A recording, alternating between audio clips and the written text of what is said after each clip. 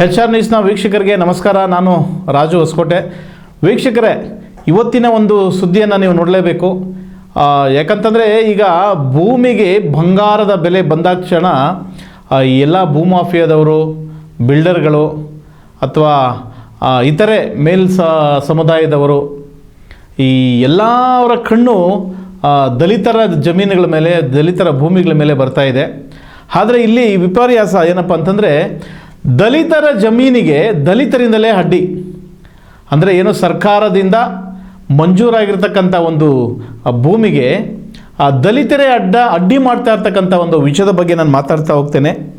ಇದು ಬೆಂಗಳೂರು ಪೂರ್ವ ತಾಲೂಕು ಅಗದೂರು ವಾರ್ಡಿನ ವೈಟ್ ಫೀಲ್ಡ್ ಸಮೀಪದಲ್ಲಿ ನಡೆದಿರುವಂತಹ ಘಟನೆ ಇದು. ಏನಪ್ಪ ವಿಚಾರ ಅಂತಂದರೆ, ಇಲ್ಲಿ 2005ರಲ್ಲಿ ಸರ್ಕಾರ ಸಿ ರಮೇಶ್ ಅನ್ನೋರಿಗೆ ಹಕ್ಕುಪತ್ರವನ್ನು ಕೊಟ್ಟು 94C ಅಡಿಯಲ್ಲಿ ಈ ಜಾಗ ಮಂಜೂರಾಗಿರುತ್ತೆ. ಏನೋ 30-40 ಅಡಿಗಳುಳ್ಳ ಒಂದು ಜಾಗ 2005ರಲ್ಲಿ ಇದು ಸರ್ಕಾರ ಮಂಜೂರು ಮಾಡ್ತದೆ. ಯಾವ ಉದ್ದೇಶಕ್ಕಾಗಿ ಇದು ಮಂಜೂರು ಮಾಡ್ತದೆ ಅಂದರೆ, ಈ ಸಿ ರಮೇಶ್ ಅಂತೇಳಿ ಇವರು ಏನಿದ್ದಾರೆ, ಇವರು ಗ್ರಾಮ ಲೆಕ್ಕಾಧಿಕಾರಿಗಳಾಗಿ ಅಗದೂರು ವಾರ್ಡ್ನಲ್ಲಿ ಕೆಲಸ ಮಾಡ್ತಾ ಇರ್ತಾರೆ. ಇವರು ತೀರಾ ಬಡವರಾಗಿರ್ತಾರೆ. ಅದೇ ರೀತಿ ಗ್ರಾಮ ಲೆಕ್ಕಾಧಿಕಾರಿಗಳು ಅಂದರೆ ಈ 2025-30 ವರ್ಷಗಳ ಹಿಂದೆ ಈ ಗ್ರಾಮ ಲೆಕ್ಕಾಧಿಕಾರಿಗಳಿಗೆ ಸರ್ಕಾರ ಕೊಡುವಂಥ ಏನು ಭತ್ಯೆ ಸಂಬಳ ಇದೆಯಲ್ಲ, ಅತಿ ಕಡಿಮೆ ಅಂದರೆ ವಾರ್ಷಿಕ ನೋಡ್ಬೋದು, ವಾರ್ಷಿಕ 12,000 ರೂಪಾಯಿಗಳಿದೆ. ಅಂದರೆ ನೀವು ಇಮ್ಯಾಜಿನ್ ಮಾಡ್ಕೊಳ್ಳಿ, ತುಂಬ ಬಡ ಸ್ಥಿತಿಯಲ್ಲಿರ್ತಕ್ಕಂಥವರು. ಸೊ ಇವರಿಗೆ ಸರ್ಕಾರ 2005ರಲ್ಲಿ 94C ಅನುದಾನದಡಿಯಲ್ಲಿ ಇವರಿಗೆ ಒಂದು 30-40 ಅಡಿಗಳುಳ್ಳ ನಿವೇಶನವನ್ನು ಕೊಟ್ಟಿರ್ತಾರೆ. ಸೊ ಈ ರಮೇಶ್ರವರು ತದನಂತರ ಇವರು ನಿವೃತ್ತಿಯನ್ನು ಹೊಂದಿದಾದ ಮೇಲೆ ಇದಕ್ಕೆ ಸಂಬಂಧಪಟ್ಟಂತೆ ಎಲ್ಲ ದಾಖಲೆಗಳನ್ನು ಸರ್ಕಾರದಿಂದ ಪಡ್ಕೊಂಡಿದ್ದಾರೆ. ಸೊ ಏನೇನು ದಾಖಲಾತಿಗಳು ಮಾಡಿಸ್ಕೊಂಡಿದ್ದಾರಪ್ಪ ಅಂತಂದರೆ ಎಲ್ಲ ಪ್ರತಿಯೊಂದು ಇದೆ. ನೋಡ್ಬೋದು ನೀವು, ಸರ್ಕಾರ ಕೊಟ್ಟಿರ್ತಕ್ಕಂಥ ಒಂದು ಹಕ್ಕುಪತ್ರ ಇದೆ. ಹಕ್ಕುಪತ್ರದ ಜೊತೆಗೆ ಶುದ್ಧ ಕ್ರಯವನ್ನು ಕೂಡ ಮಾಡ್ಕೊಂಡಿದ್ದಾರೆ. ಏನು, ಕೇರ್ ಫ್ರಮ್ ಸಬ್ ರಿಜಿಸ್ಟ್ರ್ ಆಫೀಸಲ್ಲಿ ಇವರಿಗೆ ಸರ್ಕಾರ ಕೂಡ ಕ್ರಯವನ್ನು ಮಾಡಿಕೊಟ್ಟಿದೆ. ಈ ಡಾಕ್ಯುಮೆಂಟ್ಸ್ ಕೂಡ ಅವ್ರು ನಮಗೆ ಕೊಟ್ಟಿದ್ದಾರೆ. ಶುದ್ಧ ಕ್ರಯವಾಗಿದೆ. ಮತ್ತು ಕ್ರಯವಾದ ಮೇಲೆ ಇವರು ಕಟ್ಟಡದ ಅನುಮತಿ, ಇಲ್ಲಿ ಮನೆಯನ್ನು ನಿರ್ಮಾಣ ಮಾಡಲಿಕ್ಕೆ ಕಟ್ಟಡದ ಅನುಮತಿ ಏನು ಸಂಬಂಧಪಟ್ಟಂಥ ಜಿಲ್ಲಾಧಿಕಾರಿಗಳು ಬೆಂಗಳೂರು ನಗರ, ಸೊ ಇವ್ರ ಕಡೆಯಿಂದ ಒಂದು ನೋಡ್ಬೋದು ಕಟ್ಟಡದ ಅನುಮತಿಯನ್ನು ಪಡ್ಕೊಂಡಿದ್ದಾರೆ. ಅದೇ ರೀತಿ ಬೃಹತ್ ಬೆಂಗಳೂರು ಮಹಾನಗರ ಪಾಲಿಕೆಯಿಂದ ಏನು ಇವರು ಖಾತೆಯನ್ನು ಪಡ್ಕೊಂಡಿದ್ದಾರೆ. ನೋಡಿ, ಇವರು ಭಾವಚಿತ್ರ ಸಮೇತ ಇದೆ. ಇಲ್ಲಿ ನಿವೇಶನದ ಜಾಗ ಇದೆ. ಸೊ ಇಲ್ಲಿ ಅವ್ರದ್ದು ಭಾವಚಿತ್ರ, ಸಿ ರಮೇಶ್ ಅವ್ರ ಭಾವಚಿತ್ರ ಇದೆ. ಸೊ ಇಲ್ಲಿ ರೇಖಾ ಅಂತೇಳಿ ಸಹಾಯಕ ಕಂದಾಯ ಅಧಿಕಾರಿಗಳು ಇದನ್ನು ಮಂಜೂರು ಮಾಡಿರ್ತಕ್ಕಂಥದ್ದು ಬೆಂಗಳೂರು ಮಹಾನಗರ ಪಾಲಿಕೆಯಲ್ಲಿ, ಅದು ಕೂಡ ಇದೆ.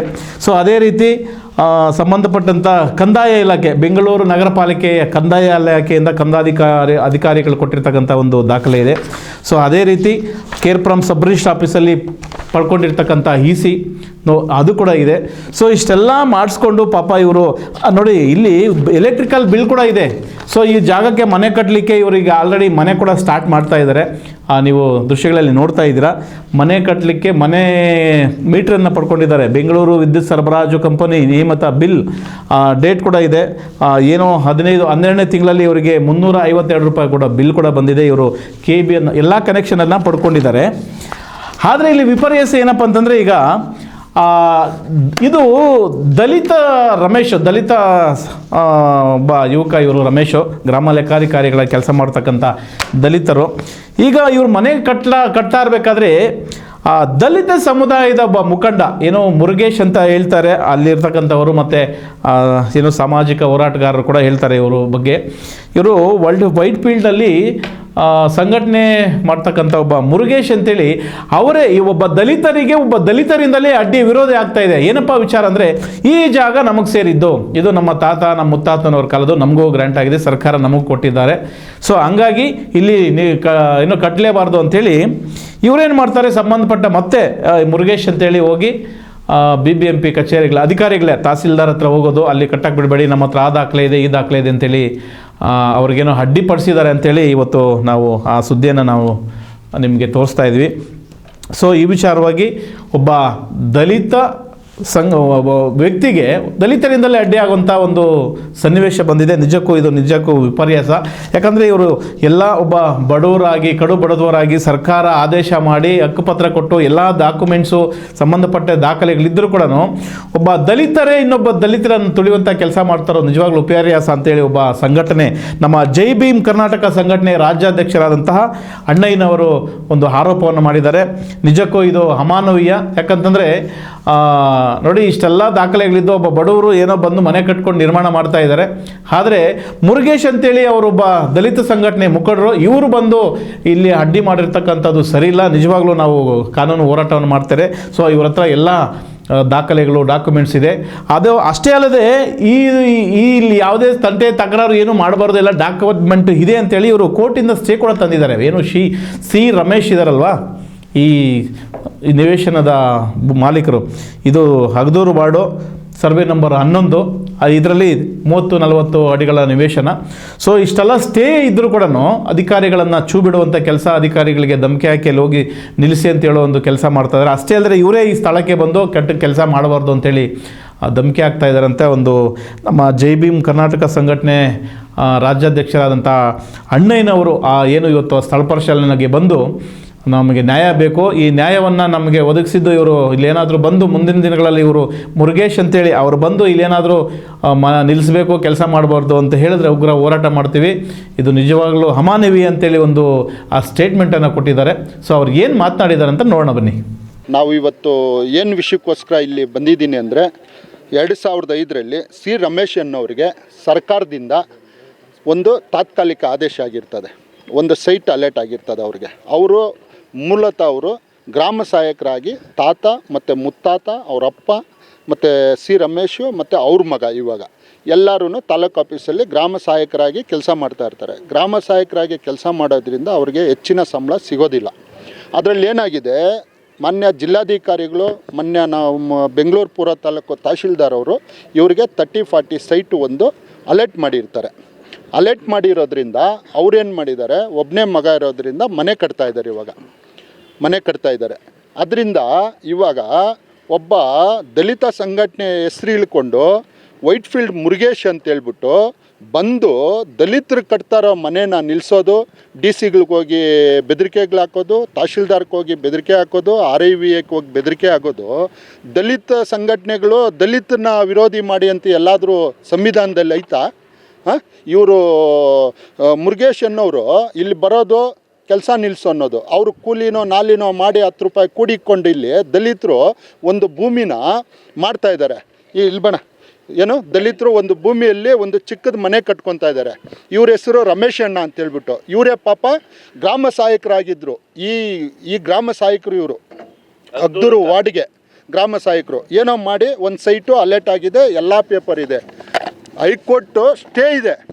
ಆದ್ರೂ ಇವರು ಹೋಗೋದು ಮುರುಗೇಶು ತಾಲೂಕು ಆಫೀಸಲ್ಲಿ ತಹಶೀಲ್ದಾರ್ಗೆ ಅರ್ಜಿಗಳು ಕೊಡೋದು, RIVAಗಳಿಗೆ ಫೋನ್ ಮಾಡಿ ಕರೆಯೋದು. ಏನು ಸ್ವಾಮಿ ನಿಮಗೆ ಅಧಿಕಾರಿಗಳೇ, ನೀವು ಅವನಿಗೆ ಮಾತಿಗೆ ಹೂಗೊಟ್ಕೊಂಡು ಬಂದು ಕೆಲಸ ನಿಲ್ಲಿಸಿದ್ರೆ ಏನು ಅರ್ಥ? ಏನು ಶಾಮೀಲಾಗಿದ್ದೀರಾ ನೀವು? ದಲಿತನಂಗಾದರೆ ಬದುಕಬಾರ್ದ ಇಲ್ಲಿ? ಮುರುಗೇಶ್ ಏನು ದಲಿತನಲ್ವಾ? ಮುರುಗೇಶ್ ನೀರೋ ಮನೆ ಯಾವುದು? ಅದೂ ಸರ್ಕಾರಿ ಜಾಗನೇ, ಅದೂ 90% ಕೊಟ್ಟಿರೋದು. ಮುರುಗೇಶ್ ಅವರೇ, ನೀವು ಅರ್ಥ ಮಾಡ್ಕೊಬೇಕು, ಒಂದು ದಲಿತ ವಿರೋಧಿ ಆಗಬೇಡ. ಈ ಬಡವ್ರಿಗೆ ಅನ್ಯಾಯ ಆಗಕ್ಕೆ ಬಿಡೋದಿಲ್ಲ ನಾವು. ದಲಿತರ ಭೂಮಿ ಆಗಲಿ ಸರ್ಕಾರಿ ಭೂಮಿ ಆಗಲಿ 1 ಇಂಚು ಬಿಡೋದಿಲ್ಲ ನಾವು. ನೀನೇನಾದರೂ ಅವ್ರದ್ದು ಅಕ್ರಮವಾಗಿದ್ದರೆ ಬಾ, ನಾವೇ ಕೆಲಸ ನಿಲ್ಲಿಸ್ತೀರಿ. ನೀನು ಅದನ್ನು ಬಿಟ್ಬಿಟ್ಟು ನಾನು ವೈಟ್ಫೀಲ್ಡ್ ಮುರುಗೇಶ್ ಅಂತ ಹೇಳ್ಕೊಂಡು ತಹಶೀಲ್ದಾರ್ನಾಗಲಿ ಇಲ್ಲಾಂದರೆ RIಗಳನ್ನಾಗಲಿ ಕರ್ಕೊಂಬಂದು ಇಲ್ಲಿ ಗಲಾಟೆ ಮಾಡೋದು, ಏನೇನ್ಕೋ ಬೇಡಿಕೆಗಳಿಕ್ಕೋದು, ಭಯ ಪಡಿಸೋದು ಅವೆಲ್ಲ ಮಾಡೋಕ್ಕೆ ಹೋಗ್ಬಾರ್ದು. ಇದು ದಲಿತನ ಭೂಮಿ, ದಲಿತನಿಗೆ ಸಿಗಬೇಕು.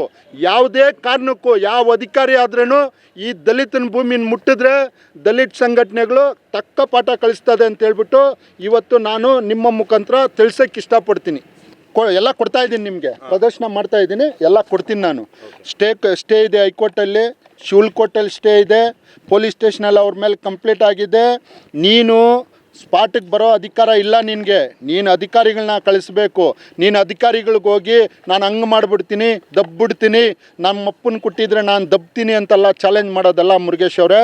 ನೀನು ದಲಿತನೇ, ನೀನು ಇವತ್ತು ಸರ್ಕಾರಿ ಜಾಗದಲ್ಲೇ ಇರೋದು, ನಾನು ಸರ್ಕಾರಿ ಜಾಗದಲ್ಲೇ ಇರೋದು, ಆಯಪ್ಪನೂ ಸರ್ಕಾರಿ ಜಾಗದಲ್ಲೇ ಇರೋದು. ಒಂದು ಚೂರು ನಿಯತ್ತಿರಬೇಕು. ಆವಾಗನೆಲ್ಲ 94 CIDಯಲ್ಲಿ ಆಯಪ್ಪ ಸಾವಿರಾರು ಜನಕ್ಕೆ ನಿಮ್ಮ ಮನೆಗೂ ಹಕ್ಕುಪತ್ರ ಕೊಟ್ಟಿದ್ದಾರೆ. ಅವತ್ತು ಗ್ರಾಮ ಸಹಾಯಕನಾಗಿದ್ದಾಗ ನಿಮಗೂ ಹಕ್ಕುಪತ್ರ ಕೊಟ್ಟಿದ್ದಾನೆ, ಜ್ಞಾಪಕ ಇರಲಿ. ಇವತ್ತು ಅದೇ ದಲಿತನ ಮನೆನ ನೀನು ಹೊಡಿಬೇಕು ಅಂತೀಯಲ್ಲ, ಯಾವುದು ನ್ಯಾಯ? ಅಧಿಕಾರಿಗಳೇನು ಕಣ್ಣು ಮುಚ್ಕೊಂಡಿದ್ದಾರಾ? ಅಧಿಕಾರಿಗಳೇನು ಅವ್ನು ಫೋನ್ ಮಾಡಿದ ತಕ್ಷಣ ಇಲ್ಲಿ ಬಂದು ಕೆಲಸ ನಿಲ್ಲಿಸೋ ಅಂಥದ್ದೇನಿದೆ? ಹಂಗಾದ್ರೆ ತಹಶೀಲ್ದಾರ್ ದೊಡ್ಡವರ, DC ದೊಡ್ಡವರ, ಇಲ್ಲ ಹೈಕೋರ್ಟ್ ದೊಡ್ಡದ? ನಾವು ಕೇಳೋಕ್ಕೆ ಇಚ್ಛೆ ಪಡ್ತೀರಿ, ಯಾವ್ದು ದೊಡ್ಡದು, ಯಾವುದಕ್ಕೆ ಬೆಲೆ ಕೊಡಬೇಕು? ಹಂಗಂದ್ರೆ ಒಂದು ದಲಿತನ ಆಚೆ ಹಾಕ್ಬೇಕಾ? ಹಾಂ, ಹೇಳು. ನಿನ್ನ ಬೇಡಿಕೆ ಏನಾದರೂ ಇದ್ದರೆ ಬಂದು ಹೇಳು, ಬಾ ಚಾನಲ್ಗೆ ಬಾ, ಕುತ್ಕೊಳ್ಳೋಣ. ದಲಿತನ ಭೂಮಿಗೆ ದಲಿತನೇ ವಿರೋಧಿ ಮಾಡ್ತಾ ಇರೋದು. ದಲಿತನೇ ಅವ್ರ ಮನೇನ ದಬ್ಬಬೇಕು, ಕೆಲಸ ನಿಲ್ಲಿಸೋದು. ಏನು ತಹಶೀಲ್ದಾರ್ ಅವ್ನು ಫೋನ್ ಮಾಡಿದ್ರೆ ಬರೋದು, RIಗಳು ಬರೋದು, VAಗಳು ಬರೋದು, ನಿಲ್ಲಿಸು ಅನ್ನೋದು. ಸರ್ಕಾರಿ ಜಾಗ ಇದ್ದರೆ ನಿಲ್ಲಿಸು ಸ್ವಾಮಿ, ನಾವು ಬರ್ತೀನಿ ನಿಮ್ಮ ಜೊತೆ. ಏನು ಹಕ್ಕುಪತ್ರ ಇದೆ ನೋಡ್ರಿ, ಬೇಕಾದರೆ ಎಲ್ಲ ಡಾಕ್ಯುಮೆಂಟ್ಸ್ ಇದೆ, ಚೆಕ್ ಮಾಡಲಿ. EC ಇದೆ, ಆಯಿತಾ, ಟ್ಯಾಕ್ಸ್ ಕಟ್ಟಿದೆ, ಈ ಖಾತಾ ಇದೆ. ಏನು ಅಲ್ಲಲ್ಲ, ಈ ಖಾತಾ ಇದೆ ನೋಡ್ರಿ. ತಾತ್ಕಾಲಿಕ ಆದೇಶ ಸರ್ಕಾರ ರಿಜಿಸ್ಟರ್ ಮಾಡಿಕೊಟ್ಟಿರೋದು ಇವ್ರಿಗೆ. ಸರ್ಕಾರ ರಿಜಿಸ್ಟರ್ ಮಾಡ್ತಾ ನೋಡ್ರಿ, ರಮೇಶ್ ಅಣ್ಣಗೆ ತಾಲೂಕ್ ಆಫೀಸಿಂದನೇ ರಿಜಿಸ್ಟರ್ ಮಾಡಿ ಕೊಟ್ಟಿರೋದು. ಆಯಿತಾ, ಅವ್ರು ಎಲ್ಲೂ ಬೋಗಸ್ ಮಾಡಿಲ್ಲ. ನಿವೇಶನ ಹಕ್ಕುಪತ್ರ ನೋಡ್ರಿ, ನಿವೇಶನ ಹಕ್ಕುಪತ್ರ. ಆಯಿತಾ, BBMP ಖಾತಾ ನೋಡಿ, BBMP ಖಾತಾ ಏನು, ಈ ಖಾತಾ ನೋಡ್ರಿ, BBMP ಖಾತಾನೂ ಐತೆ. 94 CIDಯಲ್ಲೇ ಬಂದಿರೋದು, ದಲಿತರಿಗೆ ಅಂತ ಕೊಟ್ಟಿರೋದು. ಇವರು ಎಲ್ಲ ಟ್ಯಾಕ್ಸ್ಗಳು ಕಟ್ಟಿದ್ದಾರೆ. ECಯಲ್ಲಿ ಬರ್ತಾ ಇದೆ. ಯಾವುದೂ ಬೋಗಸ್ ಆಗಿಲ್ಲ ಸ್ವಾಮಿ. ಬೋಗಸ್ ಆಗಿದ್ರೆ ಹೇಳ್ರಿ, ನಾವು ಮಾಧ್ಯಮದ ಮುಂದೆನೇ ಇದನ್ನು ತೆರವುಗೊಳಿಸೋಕೆ ಕೇಳ್ತೀನಿ. ಏನಣ್ಣ? ಸರಿ, ಓಕೆ. ಅಕ್ರಮ ಆಗಿದ್ರೆ 2005ರಲ್ಲಿ 4-5ರಲ್ಲಿ ಇಲ್ಲಿ 10,000 ರೂಪಾಯಿ ಬೆಲೆ ಇದ್ದಿಲ್ಲಪ್ಪ. 1 ಲಕ್ಷ ರೂಪಾಯಿ ಕೊಟ್ಟರೆ 4 ಸೈಟ್ ಸಿಕ್ಕೋದು. ಇವತ್ತು ರೇಟ್ ಜಾಸ್ತಿ ಆಗಿದೆ. 20 ವರ್ಷ ಆಗಿದೆ, 21 ವರ್ಷ ಆಗಿದೆ ಈ ಪೇಪರ್ ಬಂದು. ಇವ್ರಿಗೆ ಮನೆ ಕೊಟ್ಟು ಅವರು ಶ್ರೀಮಂತರಾಗಿದ್ದರೆ 20 ವರ್ಷದಾಗೇ ಮನೆ ಕಟ್ಟಿ ಬಿಲ್ಡಿಂಗ್ ಕಟ್ಟಿ ಬಿಟ್ಟಿರೋರು. ಇವತ್ತೂ ನಾನು ಸಾಕ್ಷಿ ಸಮೇತ ಕೊಡ್ತೀನಿ. ಅವ್ರು ಯಾರ ಹತ್ರ ಬಡ್ಡಿಗೆ ದುಡ್ಡು ತಗೊಂಡಿದ್ದಾರೆ ಬೇಕಾದ್ರೆ ಅವ್ರ ಕಡೆನೂ ಹೇಳಿಸ್ತೀನಿ. ಅವರು ಲೋನ್ಗೆ ಅಪ್ಲೈ ಮಾಡಿಕೊಂಡು ಲೋನ್ ಮಾಡಿಸ್ಕೊಂಡು ನಿಮ್ಮ ಸಾಲ ಕೊಡ್ತೀನಿ ಅಂತ ಹೇಳಿರೋದಕ್ಕೆ ನನ್ನ ಹತ್ರ ಸಾಕ್ಷಿ ಇದೆ, ಡಾಕ್ಯುಮೆಂಟ್ಸ್ ಕೊಟ್ಟಿದ್ದೀನಿ. ಒಬ್ಬ ದಲಿತನ ದಯಮಾಡಿ ಒಬ್ಬ ದಲಿತನ ಮನೆನ ಕಿತ್ಕೊಂಬೇಡ್ರಿ, ದಲಿತನ ಬದುಕಕ್ಕೆ ಬಿಡ್ರಿ, ದಲಿತನ ಒಕ್ಕಲೆ ಬಿಡಿಸ್ಬೇಡ್ರಿ, ದಲಿತರೇ ಕಿತ್ಲಾಡಬೇಡ್ರಿ. ಏನು ದಯವಿಟ್ಟು ಹೇಳ್ತೀನಿ, ಯಾವುದೇ ಕಾರಣಕ್ಕೂ ಈ ಜಾಗನ ನಾವು ದಲಿತನಿಂದ ಕಿತ್ಕೊಳಕ್ಕೆ ಬಿಡಲ್ಲ. ನೋಡಿದ್ರಲ್ಲ ವೀಕ್ಷಕರೇ, ಅವರು ನಿಜವಾಗ್ಲೂ ಅಣ್ಣಯ್ಯನವರು ತುಂಬ ಸವಿಸ್ತಾರವಾಗಿ ಎಲ್ಲ ದಾಖಲೆಗಳನ್ನು ತೋರಿಸಿ ರಮೇಶ್ ಅವರಿಗೆ ಯಾವ ರೀತಿಯಾಗಿ ಜಾಗ ಬಂದಿದೆ, ಸೊ ಇವರು ಏನು ಕೆಲಸ ಮಾಡ್ತಾಯಿದ್ರು, ಇದು ಹೆಂಗೆ ಬಂದಿದೆ ಅನ್ನೋದ್ರ ಬಗ್ಗೆ ಸಂಪೂರ್ಣವಾಗಿ ವಿವರಣೆಯನ್ನು ಕೊಟ್ಟಿದ್ದಾರೆ. ಇದೇ ರೀತಿ ನಮ್ಮ ಅಂಬೇಡ್ಕರ್ ಸ್ವಾಭಿಮಾನಿ ಸೇನೆಯ ಮುಖಂಡರಾಗಿರ್ತಕ್ಕಂಥ ನಮ್ಮ YSK ಸಂತೋಷ್ ಅವರು, ಸಮೇತನಹಳ್ಳಿ ಸಂತೋಷ್ ಅವರು ಕೂಡ ಈ ಬಗ್ಗೆ ಮಾತನಾಡಿದ್ದಾರೆ. ನಿಜವಾಗ್ಲೂ ಅವರು ಬಡವರಾಗಿದ್ದರು, ಕಟ್ಕೊಂಡಿದ್ದಾರೆ, ತಪ್ಪೇನಿಲ್ಲ. ಸೊ ಸರ್ಕಾರ ಎಲ್ಲ ಡಾಕ್ಯುಮೆಂಟ್ಗಳನ್ನು ಕೊಟ್ಟಿದ್ದರು. ಈ ಮುರುಗೇಶ್ ಏನು ದಲಿತರೇ ಬಂದು ದಲಿತರ ಏಳಿಗೆ ಸಹಿಸಲಾರದೆ ಈ ಥರ ಮಾಡ್ತಾ ಇರೋದು, ಸಹಿಸಲಾರದೆ ಈ ಥರ ಮಾಡ್ತಾ ಇರೋದು ನಿಜವಾಗ್ಲೂ ಖಂಡನೀಯ.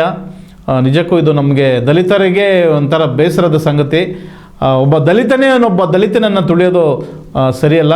ನೋಡಿ, ಇತ್ತೀಚೆಗೆ ಹೆಣ್ಣು ಮಕ್ಕಳ ಮೇಲೆ, ದಲಿತ ಹೆಣ್ಣು ಮಕ್ಕಳ ಮೇಲೆ ರಾಜ್ಯಾದ್ಯಂತ ಹಲ್ಲೆ, ಅತ್ಯಾಚಾರ, ಕೊಲೆ ಈ ಥರ ನಡೀತಾನೆ ಇದೆ. ನೀವೊಬ್ಬ ದಲಿತ ಮುಖಂಡರು ಮುರುಗೇಶ್ ಅವರು, ದಯವಿಟ್ಟು ನೀವು ಅಲ್ಲಿ ಹೋಗಿ ನ್ಯಾಯ ಕೊಡಿಸುವಂಥ ಕೆಲಸ ಮಾಡಿ. ಆದರೆ ಇಲ್ಲಿ ನಮ್ಮ ಅಕ್ಕಪಕ್ಕದಲ್ಲಿ ಇರ್ತಕ್ಕಂಥ ಒಬ್ಬ ದಲಿತರಿಗೆ ಅನ್ಯಾಯ ಮಾಡೋದು ಸರಿಯಲ್ಲ ಅಂತೇಳಿ ಕೂಡ ಮಾತನಾಡಿದ್ದಾರೆ.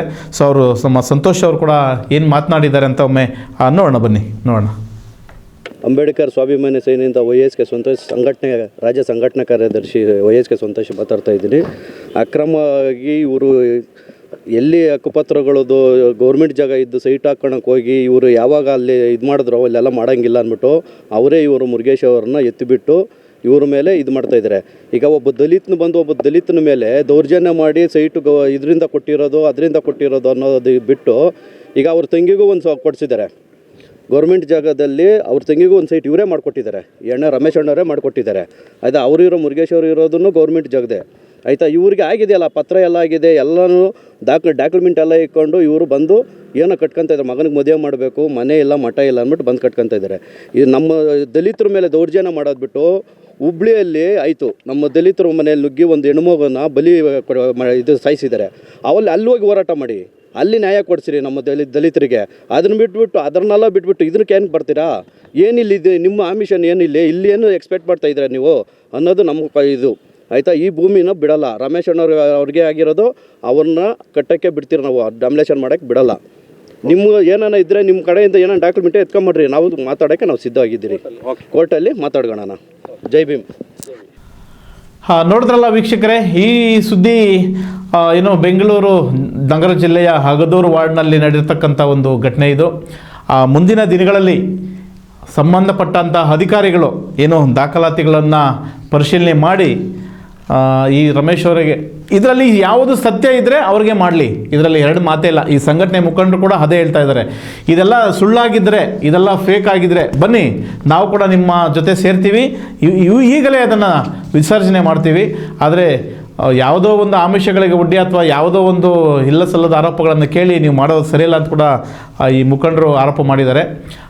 ನೋಡೋಣ, ಅಧಿಕಾರಿಗಳು ದಯಮಾಡಿ ಇದನ್ನು ಪರಿಶೀಲನೆ ಮಾಡಿ ಏನು ಯಾರ ಪರವಾಗಿ ನ್ಯಾಯ ಇದೆ, ಯಾರ ಪರವಾಗಿ ದಾಖಲೆಗಳಿದೆ ಅವರಿಗೆ ಮಾಡಿಕೊಟ್ಟು ಯಾವುದೇ ತೊಂದರೆ ಆಗದಂತೆ ದಲಿತರಿಗೆ ನ್ಯಾಯ ಕೊಡಿಸ್ಬೇಕು ಅಂತೇಳಿ ನಾನು ಅಧಿಕಾರಿಗಳ ಹತ್ರ ಮನವಿ ಮಾಡ್ತಾ ಈ ಕಾರ್ಯಕ್ರಮವನ್ನು ಇಲ್ಲಿಗೆ ಮುಗಿಸ್ತಾ ಇದ್ದೀನಿ. ಮುಂದಿನ ದಿನಗಳಲ್ಲಿ ಬೇರೆ ಒಂದು ಸುದ್ದಿಯನ್ನು ನಿಮ್ಮ ಮುಂದೆ ಇಡ್ತೀನಿ ಅಂತ ಹೇಳ್ತಾ ನಮಸ್ಕಾರ ವೀಕ್ಷಕರೇ.